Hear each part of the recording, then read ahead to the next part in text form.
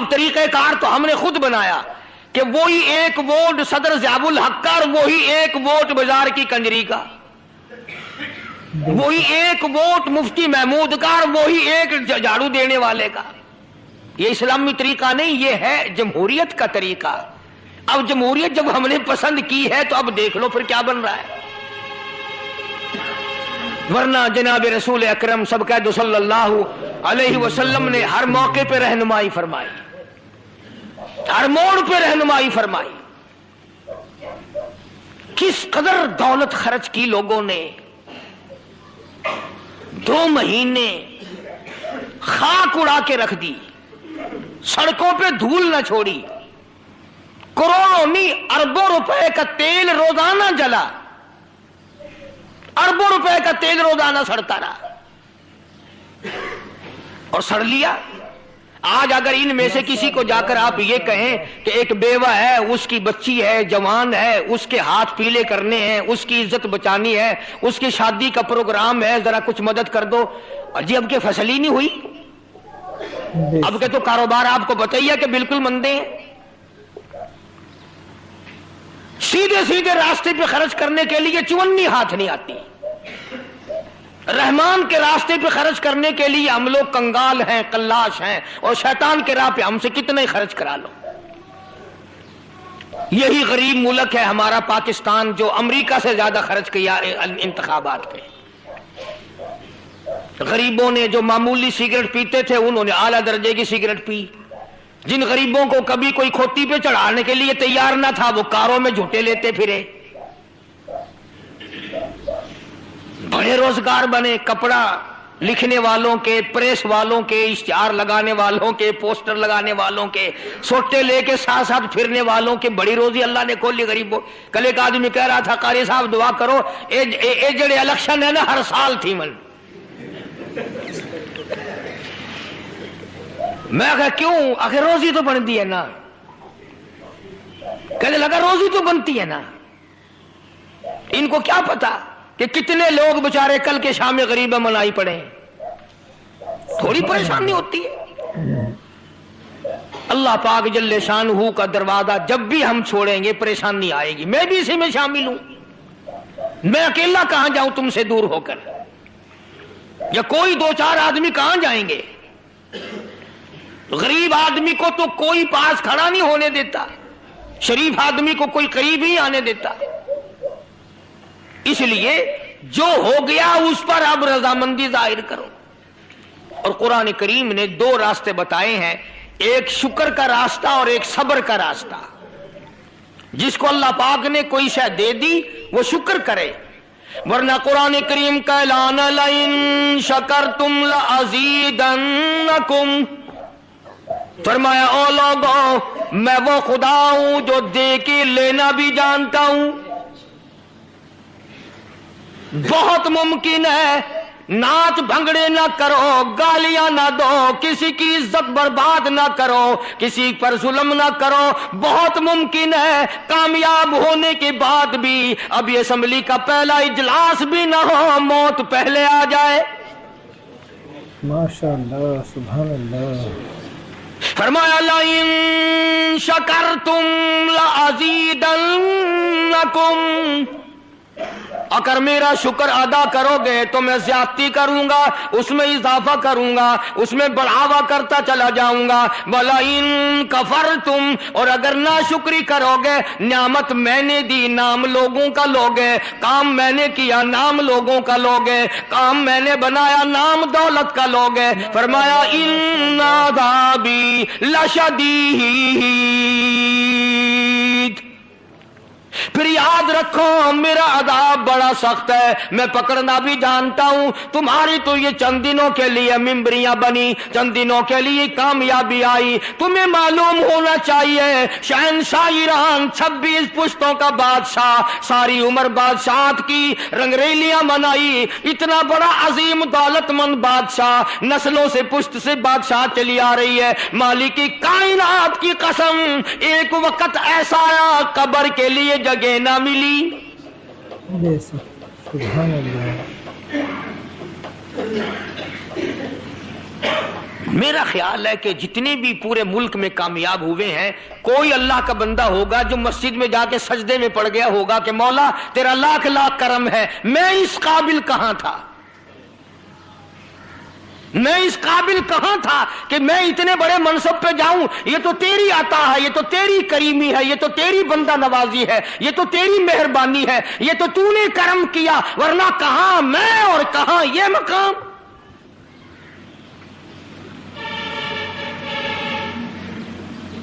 اور ساری وجہ یہ ہے کہ ہمارے دل و دماغ میں اللہ سبحانہ و تعالیٰ کی قدرت کا تصور نہیں، اللہ کی ذات پر ہمارا اعتماد نہیں، وثوق نہیں۔ اسی طرح پروردگار عالم نے دوسرے مقام پہ فرما دیا، او لوگوں اچھلو مت، ٹپے مت لگاؤ، چڑھاؤنا کام مت کرو، وَلِلَّهِ الْعِزَّةُ وَلِرَسُولِهِ، بے شک وَلِلَّهِ الْعِزَّةُ وَلِرَسُولِهِ، عزت اللہ سبحانہ و تعالیٰ کے لیے ہے، اس کے رسول کے لیے ہے۔ فرمایا اللہ اکبر کبیرہ، او میرے بندے بڑا میں ہوں، الکبر ردائی، بڑائی میری چادر ہے، میری چادر اتار کر کھینچنے کی کوشش نہ کرو، برباد کر دوں گا۔ سبحان اللہ سبحان اللہ، بڑا میں ہوں، مالک میں ہوں، خالق میں ہوں، حاکم اعلیٰ میں ہوں، میری قبض قدرت سے باہر تم کہاں جا سکتے ہو؟ فرمایا وَلِلَّهِ الْعِزَّةُ وَلِرَسُولِهِ وَلِلْمُؤْمِنِينَ، مومنین کے لیے عزت ہے، اللہ کے لیے عزت ہے، اس کے رسول کے لیے عزت ہے، وَلَٰكِنَّ الْمُنَافِقِينَ لَا يَعْلَمُونَ، اللہ پاک نے فرما دیا منافق لوگ میری ذات کو نہیں جانتے، میری دی ہوئی عزت کو نہیں جانتے، جس کو میں عطا کر دوں روکنے ٹوکنے والا کوئی نہیں۔ بے شک سبحان اللہ، اولاد ملے، مال ملے، اللہ تعالیٰ کوئی منصب یا مقام عطا کرے، اللہ پاک جل شانہ کا شکر بجا لاوے، شکر ادا کرے، مولا میں اس قابل کہاں تھا، یہ تو تیری کریمی ہوئی۔ اور قرآن کریم نے اس کی بھی رہنمائی فرمائی جو رہ گیا، باوجود اپنے پاپڑ بیلنے کے، اپنی پوری کوشش کرنے کے، پھر بھی رہ گیا تو فرمایا ان اللہ مع الصابرین، گھبرانا میں صبر والوں کے ساتھ ہوں، صبر کے ساتھ، آرام سکون کے ساتھ نب جائے تو کتنی اچھی بات ہے، کتنا ولولہ، کتنا جذبہ پیدا ہوگا ایک دوسرے میں، افتراق کی بات کرنا، جھگڑے کی بات پیدا کرنا، شرارت کی بات پیدا کرنا، قرآن کریم نے اور حدیث پاک میں رسول کریم صلی اللہ علیہ وسلم نے اس کو منع فرمایا۔ خدا جانتا ہے مسلمان کی طرف مارنا تو مارنا، ہتھیار، کلاڑی، تلوار، نیزہ، بھالا، گولی، بندوق یوں اٹھا کر اشارہ کرنا بھی قیامت میں بڑا مہنگا پڑے گا۔ سبحان اللہ سبحان اللہ، قیامت کے دن اللہ سبحانہ و تعالیٰ کی عدالت میں بہت مہنگا پڑے گا۔ اور آج لوگ دوسروں کی عزتوں سے کھیلتے ہیں۔ آؤ میرے ذہن میں بات آئی، میں عرض کر دوں، جناب مدنی کریم صلی اللہ تعالی علیہ وسلم بیت اللہ میں کھڑے ہیں، حرم محترم میں کھڑے ہیں، بیت اللہ شریف میں کھڑے ہیں، پروردگار عالم کے محبوب حضرت رسول کریم صلی اللہ تعالی علیہ وسلم، توجہ کے ساتھ سنو اور پلے باندھ کے لے جاؤ، خانہ کعبہ بیت اللہ کی طرف اللہ کے نبی نے اشارہ کر کے فرمایا، او کعبہ، او بیت اللہ، میں جانتا ہوں تو خدا کا گھر ہے، میں جانتا ہوں کہ تو اللہ کا گھر ہے، مجھے معلوم ہے کہ تو میرے رب کا گھر ہے، مگر اے کعبہ تجھے کوئی 100 مرتبہ توڑے اور 100 مرتبہ بنائے، مجھے اتنا دکھ نہیں ہوتا جتنا کہ ایک آدمی کی عزت اتارنے سے مجھے دکھ ہوتا ہے۔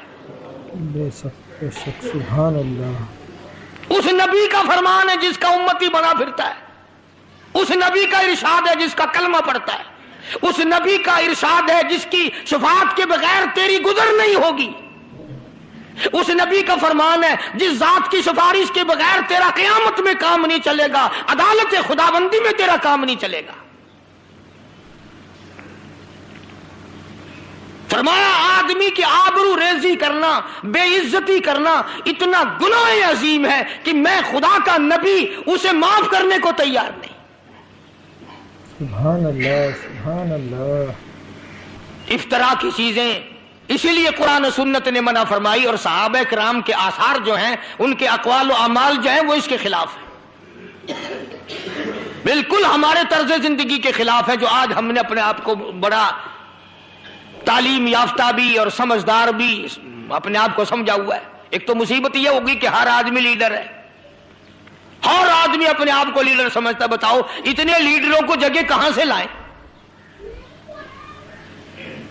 حضرات صحابہ کرام میں تقوی چلتا تھا، پرہیزگاری چلتی تھی۔ جناب رسول کریم صلی اللہ علیہ وسلم تشریف فرما ہے، ایک آدمی سامنے سے گزرا، صحابہ نے بھی اس کو دیکھا اور آقا مدنی صلی اللہ علیہ وسلم نے بھی اس کو دیکھا۔ تو آپ نے صحابہ کرام سے پوچھا، فرمایا بتاؤ یہ آدمی کیسا ہے، بتاؤ یہ آدمی کیسا ہے؟ تو صحابہ کہنے لگے یا رسول اللہ غریب آدمی ہے، فقیر آدمی ہے، نمازی ہے، اللہ والا ہے، مگر ایسا ہے کہ اگر کہیں شادی کا پیغام دے تو شادی کوئی نہ کرے، کسی کی سفارش اگر کہیں کرے تو وہ نہ مانی جائے، بس غریب آدمی ہے۔ کچھ دیر کے بعد ایک اور آدمی گزرا، اس کو بھی رسول کریم صلی اللہ علیہ وسلم نے اور صحابہ کرام نے دیکھا، تو حضور نے فرمایا یہ آدمی کیسا ہے؟ صحابہ کہنے لگے بڑا امیر آدمی ہے، اگر کہیں نکاح کا پیغام دے تو فٹافٹ شادی ہو جائے، کسی کی سفارش کرے تو وہ فٹافٹ منظور ہو جائے۔ تو اللہ کے نبی نے ٹھنڈا سانس لیا اور فرمایا کہ اس دوسرے جیسوں سے اگر پوری دنیا بھر جائے تو خدا کو کوئی پرواہ نہیں، اور اگر پہلے جیسا فقیر آدمی اللہ کے حضور میں جھولی پھیلا کر یوں کہہ دے اے اللہ، تو حضور نے فرمایا کہ کائنات کا وجود ایسے لوگوں سے قائم ہے۔ سبحان اللہ، ماشاء اللہ، الحمدللہ، اللہ۔ اب مزاج تو ہم سب کا بگڑا ہوا ہے نا، شادیوں کے لیے دولت مند آدمی ڈھونڈتے ہیں، کاروبار کرنے کے لیے امیر آدمی دولت مند آدمی تلاش کرتے ہیں، یاری دوستی کے لیے ہم دولت مند امیر آدمی تلاش کرتے ہیں۔ جب سارا ذہن اس طرف ہے تو پھر اگلی باتیں کہاں سے آئیں گی؟ اس لیے قرآن کریم نے فرما دیا جس کو کوئی شے نہ ملے، جس کو دولت نہ ملے، مقام نہ ملے، عہدہ نہ ملے، وہ جھگڑا نہ کرے، شرارت نہ کرے۔ استعینوا بالصبر والصلاۃ، اس کو چاہیے نماز پڑھے، صبر اختیار کرے، نماز سے اس کو سکون ملے گا۔ اب میرے خیال میں جتنے ہارنے والے لوگ ہیں ایک بھی مسجد میں نہیں گیا ہوگا، اسپتال تو پہنچ گئے ہوں گے یا گھر میں لمبے پڑے ہوں گے، مسجد میں جانا بڑا مشکل۔ اس دن میں مسجد کون جائے؟ اور اصل تو جتنے کھڑے ہوتے ہیں ان میں مسجد والا ہوتا ہی نہیں۔ اب تم سارے کہو گے کہ اس کا یہ مطلب ہے کہ بھئی مسجد والے آگے آنے چاہیے۔ میرا مطلب تو یہ نہیں، جب تم خود دنیا دار لوگوں کو آگے لاتے ہو پھر روتے کیوں ہو؟ ہمارے یہاں تو ایک معیار ہے جو ہماری چلتی نہیں، ہم بھی مجبوراً چپ لگا جاتے ہیں کہ ہمیں کیا۔ ورنہ سیدنا امام حسین رضی اللہ تعالی عنہ نے جو کردار دکھایا، جو وقت پر نمونہ بن کے دکھلایا، کہ اتنا بڑا صبر کر کے دکھلایا، میرا دل کرتا ہے کہ میں ہر وقت یوں کہا کروں حسین صابر، حسین صابر رضی اللہ تعالی عنہ۔ ماشاء اللہ، سبحان اللہ۔ سارا خاندان سامنے ہے، اندازہ لگاؤ علی اصغر کو ہاتھوں پہ اٹھا کر لائے، پانی کی اگر بات کر دی تو دشمن نے تیر مارا، حلق میں سے نکل گیا۔ کتنا دل دکھا ہوگا سیدنا امام حسین رضی اللہ تعالیٰ عنہ کا۔ قاسم ابن حسن کی لاش اور تمام بھتیجوں کی اور بیٹوں کی لاشیں خیمے کے چاروں طرف ہیں، مگر میں قسم کھاتا ہوں جب تک روح پرواز نہیں کر گئی حسین کی ایک نماز قضا نہیں ہوئی۔ ایسے وقت میں جبکہ سارا خاندان سامنے ہے، اور صرف حسین کی نہیں، میں تو اس پر بھی قسم کھاتا ہوں کہ پیغمبر کی بیٹی کی بیٹیاں سیدہ زینب کی نماز قضا نہیں ہوئی، سیدہ سکینہ کی نماز قضا نہیں ہوئی، سیدہ سغرا کی نماز قضا نہیں ہوئی۔ اور خدا کے بندو، پیغمبر کے گھر والوں نے سارا خاندان ذبح ہوا دیکھ کر نماز قضا نہ کی، اور آج ہم لمبے پڑے ہیں نمازیں نہیں پڑھتے۔ سبحان اللہ، ماشاء اللہ۔ جو کامیاب ہو گئے وہ ویسے چادر تان کے پڑ گئے کہ چلو کامیاب ہو گئے، اب سو کئی دن کا لمبا سونا سو۔ اب تو فرمایا استعینوا بالصبر والصلاۃ، صبر کا دامن پکڑو، صبر کرو، پھر کبھی اللہ موقع دے گا۔ نماز ادا کرو، صبر کرو، ان اللہ مع الصابرین۔ اللہ پاک فرماتے ہیں میں صبر کرنے والوں کا ساتھی، میں صبر والوں کے ساتھ ہوں، اللہ پاک نے جو فیصلہ کر دیا اس پہ راضی ہونے والا ہوں۔ سیدنا حسین رضی اللہ تعالی عنہ نے اس وقت میں خدا کا قرآن نہ چھوڑا۔ علماء اکرام نے لکھا ہے کہ سارا خاندان شہید ہو چکا تھا، اکیلے حسین تنہا موجود رہ گئے، اس وقت بھی زبان خدا کے قرآن کے تلاوت میں لگی ہوئی تھی۔ اور ہم اب بھی ناز کرتے ہیں الحمدللہ، دعا ہے اللہ کرے قرآن کی تلاوت کرتے کرتے موت آ جائے۔ تمہارا کام تو ایک دن قرآن کریم ختم کرا کے چل جاتا ہے، تم نیک لوگ ہو، ایک دن قرآن پڑھوائے تمہارا کام تو اسی میں چل جاتا ہے، مگر ہمارا نہیں چلتا نظر آتا۔ اس لیے کوشش کرتے ہیں کہ جب دم واپسی ہو، ادھر دم نکلے ادھر زبان میری ہو، کلام تیرا ہو، روح میری ہو، حکم تیرا ہو، قبر بلاوا تیرا ہو اور آنا ذمے میرے لگا ہو۔ میں جب تیرے دربار میں پیش ہوں، زبان ہو تیرا قرآن ہو، میری زبان ہو تیرے محبوب پہ درود پاک ہو، میری زبان ہو کلمہ تیرا ہو، اس حالت میں آنا ہو تو مزہ آ جائے۔ ماشاء اللہ، سبحان اللہ۔ حضرات صحابہ کرام رضوان اللہ تعالی علیہم اجمعین کی پوری جماعت نے اسی بات کو نہ چھوڑا، قرآن پہ راضی تھے صحابہ، حضور کے فرمان پہ راضی تھے صحابہ۔ خدا کی قسم اتنی قدر کی ہے صحابہ نے حضور صلی اللہ علیہ وسلم کی کہ زمین کے اوپر آسمان کے نیچے کوئی دوسری قوم کر کے دکھا نہیں سکتی، کوئی دوسری قوم کر کے نہیں دکھلا سکتی، چاہے کتنی نیک کیوں نہ بنے پھرتے ہوں۔ آپ صلی اللہ علیہ وسلم کو تکلیف ہوئی اس زمانے میں بھی، اب تک پرانے زمانے میں بھی سینگیاں لگوانے کا دستور تھا، تو آپ صلی اللہ علیہ وسلم نے سینگیاں لگوائیں اور ایک برتن میں خون جمع فرمایا، ایک برتن میں لہو جمع فرما لیا، اکٹھا کر لیا جو سینگیوں میں نکلا۔ عبداللہ بن زبیر رضی اللہ تعالی عنہ، سیدہ اسماء بنت ابو بکر رضی اللہ تعالی عنہ کا صاحبزادہ، حضور کا سگا بانجا، حضور کی سالی کا لخت جگر، اسماء بنت ابو بکر کا نور نظر، عبداللہ بن زبیر حضور کی خدمت میں موجود ہے۔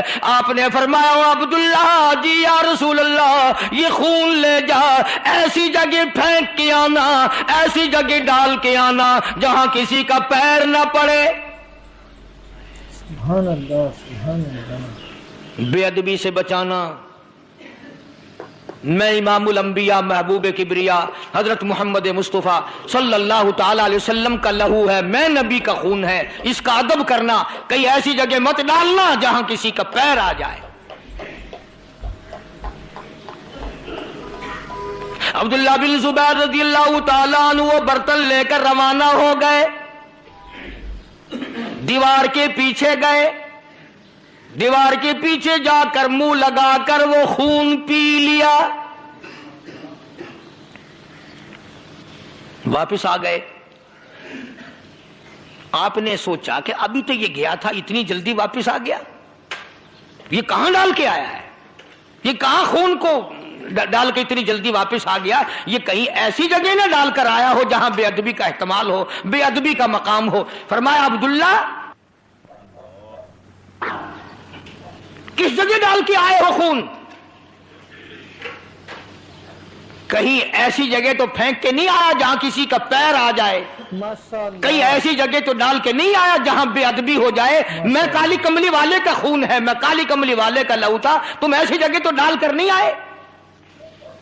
عبداللہ بن زبیر رضی اللہ تعالیٰ عنہ کہتے ہیں کالی کملی والے میں ایسی جگہ ڈال کے آیا، میں ایسی جگہ پھینک کے آیا، میں نے اس خون کو ایسی جگہ ٹھکانہ لگا دیا جہاں کسی کا پیر تو کیا نظر بھی نہ پڑے گی.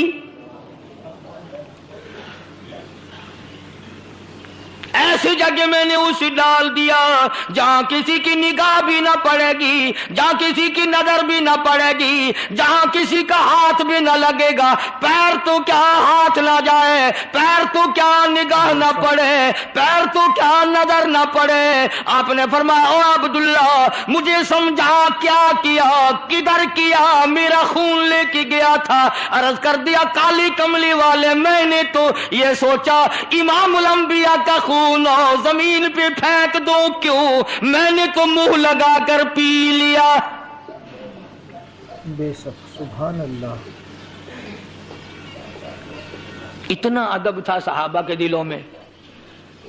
آج ہمارے یہاں قرآن کا ادب نہیں. اللہ اشتہاروں میں، اخباروں میں نصر من اللہ فتح قریب قرآن آیتیں کتنی لکھی ہوئی پیروں میں رل رہی ہیں، گاڑیوں کے نیچے آ رہی ہیں، سائیکلوں کے نیچے آ رہی ہیں، گدے گھوڑوں کے پیروں میں نہیں آ رہے. کبھی کسی نے سوچا کہ اگر قرآن کی بے ادبی ہوئی تو قرآن کا مالک ناراض نہ ہوگا؟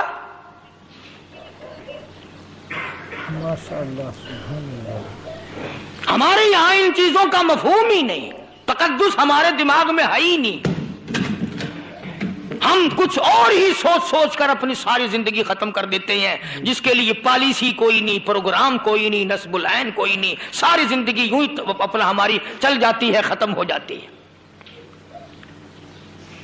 عبداللہ بن زبیر رضی اللہ تعالیٰ عنہ نے عرض کر دیا کالی کملی والے میں نے تو وہ لہو پی لیا، میں نے اس لیے پی لیا میرے دل نے اجازت نہ دی، میرے ضمیر نے اجازت نہ دی، میرے من نے اجازت نہ دی. امام الانبیاء کا لہو ہو، امام الانبیاء کا خون ہو، میں زمین میں کیسے پھینک دوں؟ کالی کملی والے نے فرمایا او عبداللہ جا 7 پشتوں پہ جہنم حرام ہو گئی.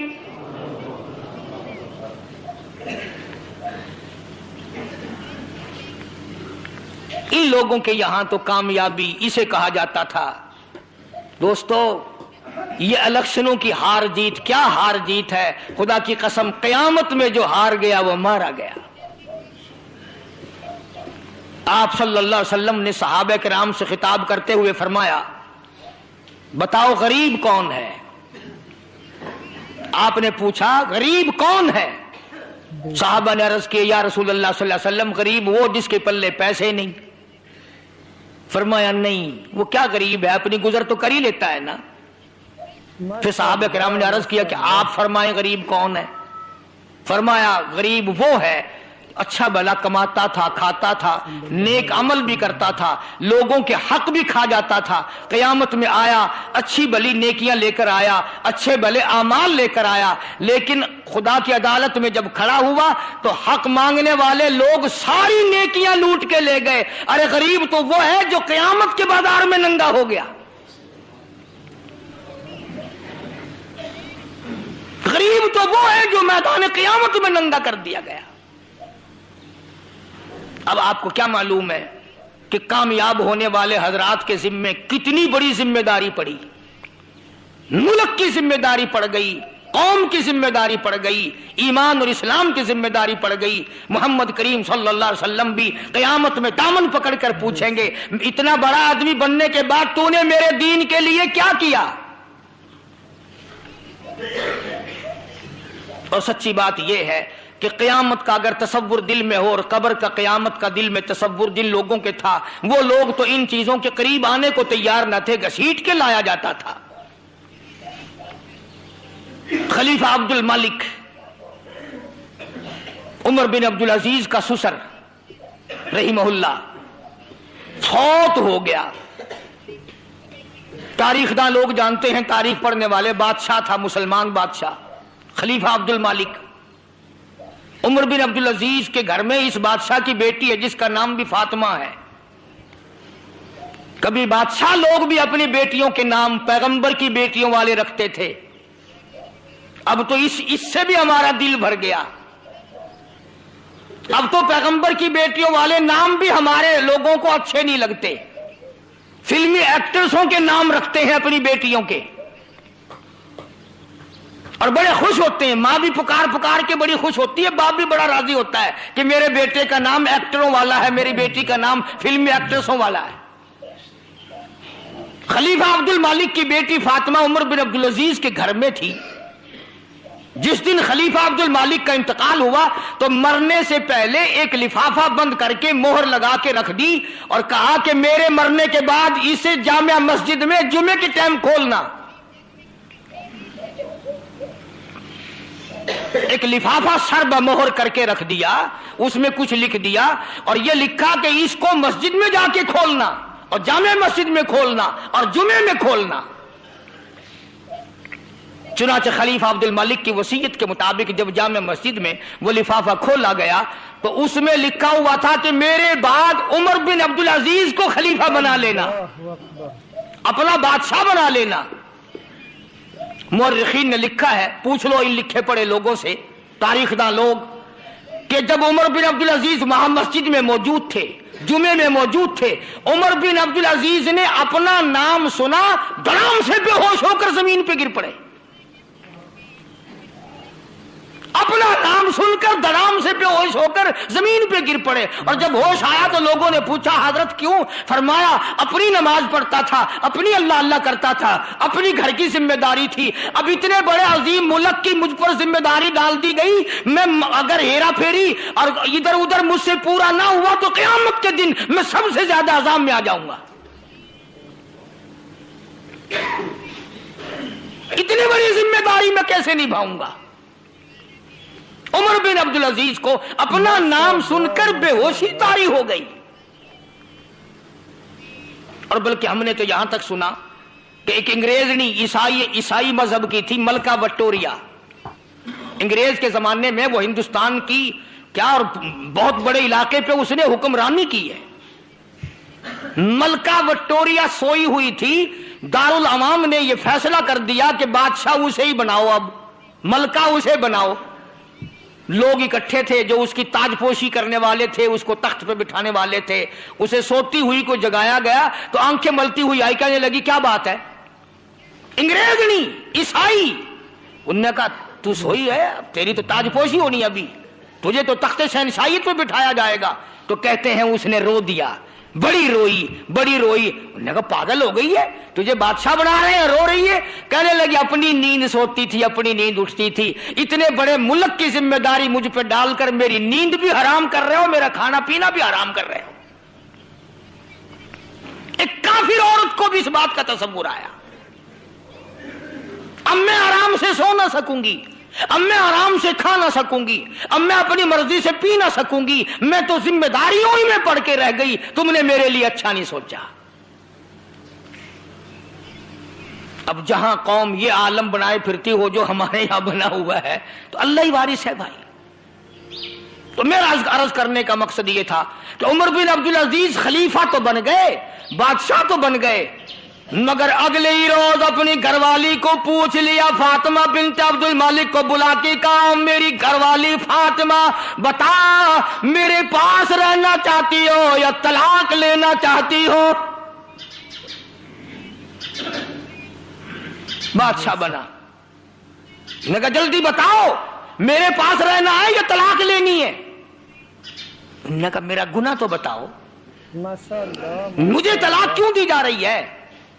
عمر بن عبدالعزیز کہنے لگے تیرا باپ بادشاہ تھا، جتنا تجھے زیور دیا، جتنا تجھے جہیز دیا، جتنا تجھے یہ لینا دینا کیا، اس نے سارے کا سارا بیت المال سے دیا، سرکاری خزانے سے دیا، وہ اس کا مالک نہ تھا۔ اب یاد رکھے اگر میرے پاس رہنا چاہتی ہو یہ سارے زیورات اتارو، یہ سارا لباس اتارو، یہ گھر کی ساری چیزیں اٹھا کر بیت المال میں پہنچا کے آؤ، اور اگر میرے پاس یہ تمام چیزیں نہیں دینی تو مجھ سے طلاق لے لو۔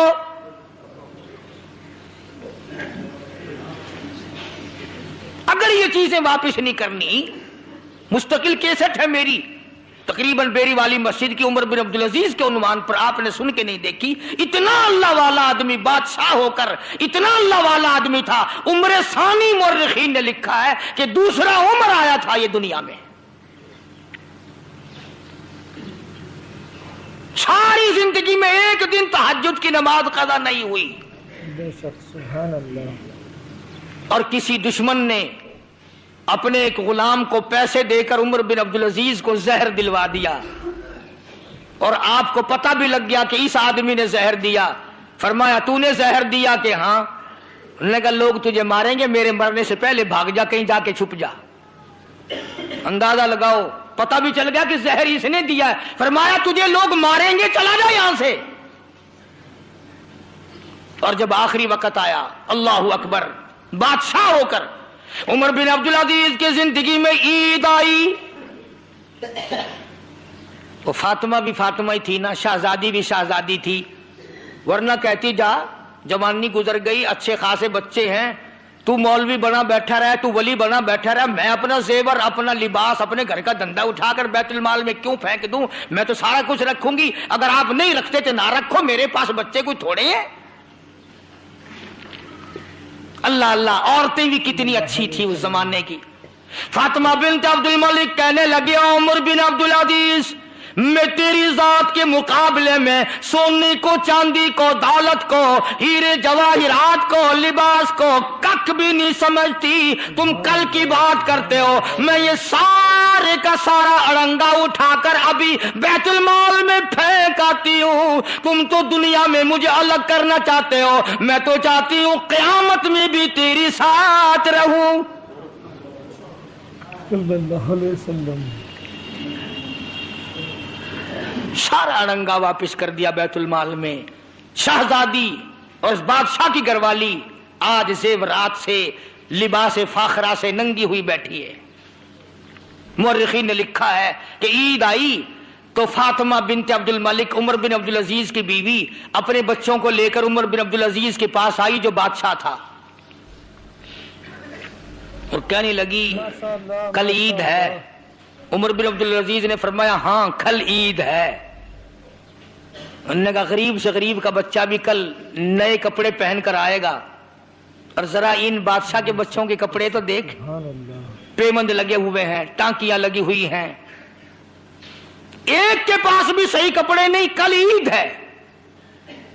उमर बिन अब्दुल अजीज ने फरमाया अल्लाह की बंदी, मुझे जो सरकारी तौर पर एक आम आदमी जितना रोजीना मिलता है, यानी जो तनख्वाह मिलती है, मैं वो तुझे दे देता हूं, मैं कहां से लाऊं, मेरे पास क्या रखा है?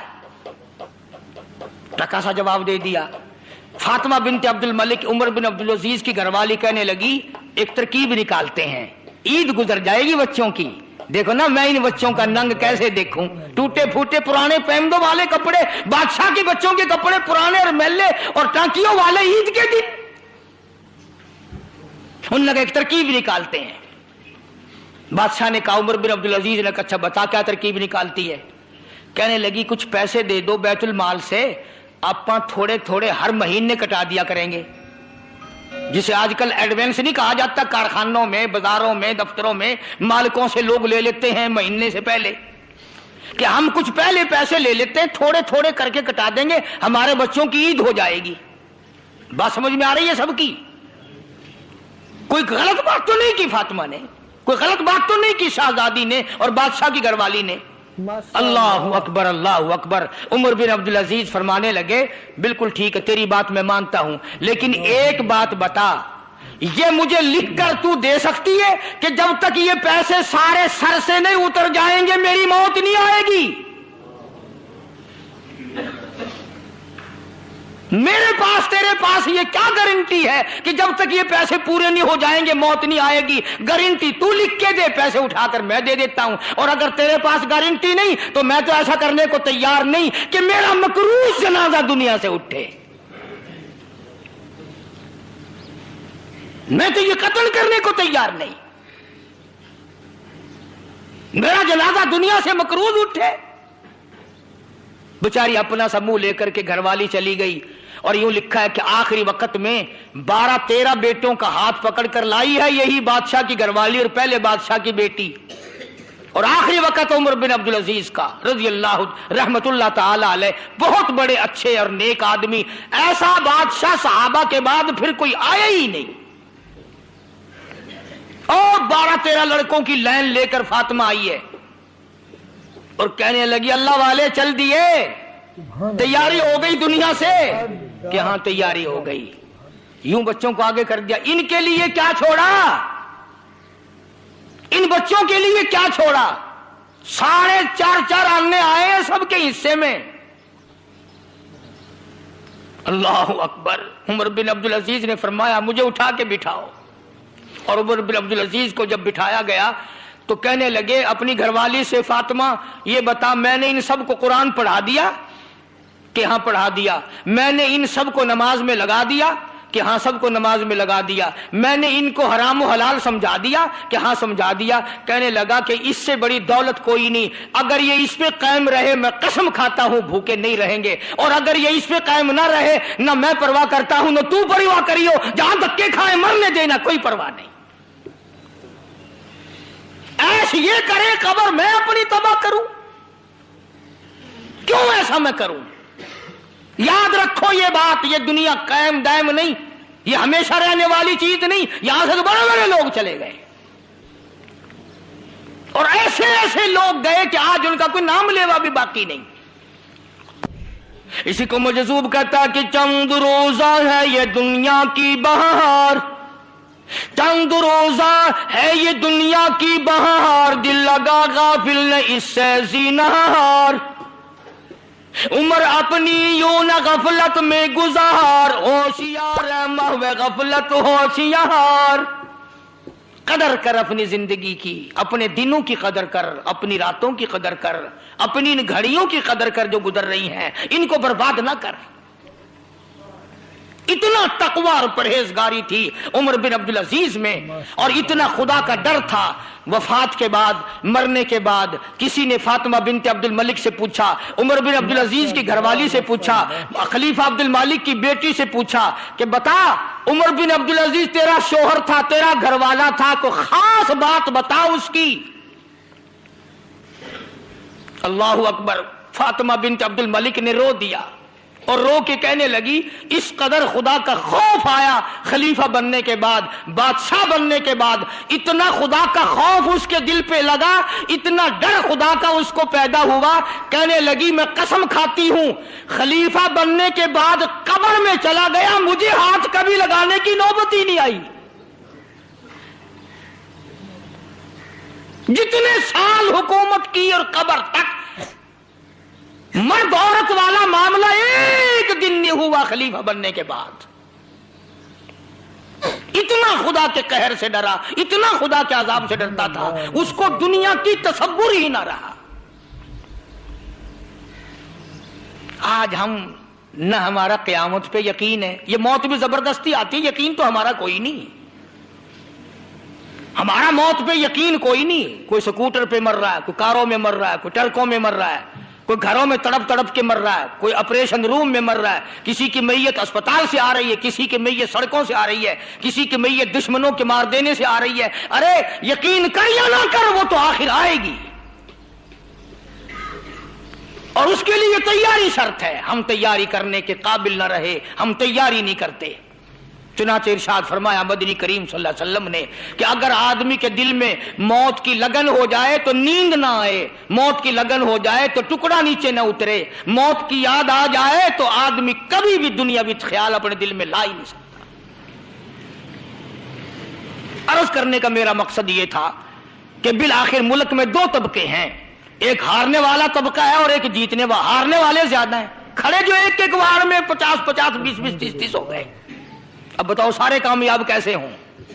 اس بنا پر فتنہ، فساد، جھگڑا کرنا، قومیت کے جھگڑے چھیڑنا، शरारत करना ये मुसलमान का काम नहीं, ये दानतदार का काम नहीं, ये काबिल आदमी का काम नहीं, गलतकार लोगों के काम है। इन लोगों को भी समझाओ, खुद भी समझो और अपने आप को भी बचाने की कोशिश करो, ताकि इस सारे मुल्क पर अल्लाह का करम हो, अल्लाह की रहमत हो, अल्लाह का फजल शामिल हाल हो और इस मुल्क की तकदीर बदले, इस मुल्क का निजाम बदले, इस मुल्क के हालात और वाक़यात बदले। जो हालात चल रहे हैं ना, सुनो मेरी बात, खुदा की कसम बड़ा मुश्किल है कि आज हम ईमान लेकर मरें।